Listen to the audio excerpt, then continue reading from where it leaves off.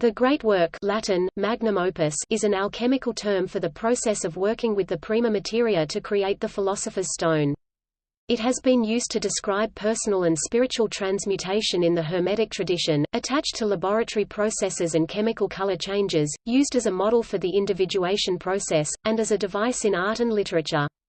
The magnum opus has been carried forward in New Age and Neo-Hermetic movements which sometimes attached new symbolism and significance to the processes.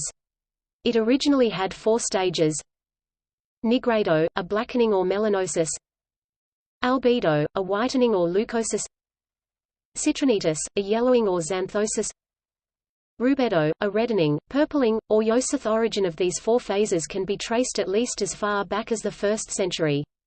Zosimus of Panopolis wrote that it was known to Mary the Jewess. After the 15th century, many writers tended to compress citrinitis into rubedo and consider only 3 stages.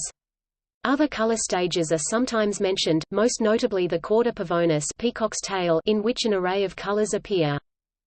The magnum opus had a variety of alchemical symbols attached to it.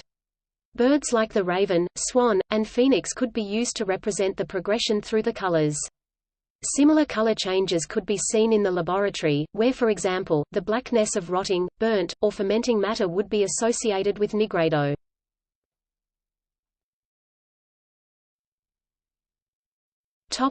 Expansion on the 4 stages. Alchemical authors sometimes elaborated on the 3 or 4 color model by enumerating a variety of chemical steps to be performed.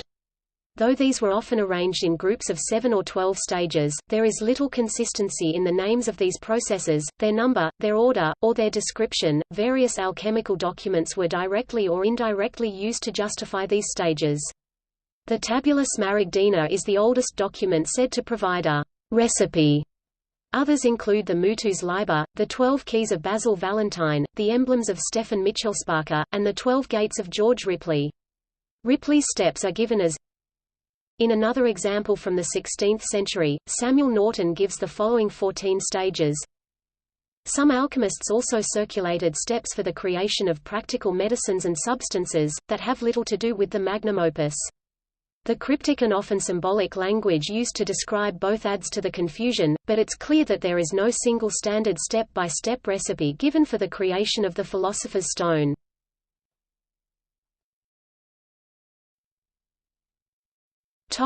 Magnum opus in literature and entertainment.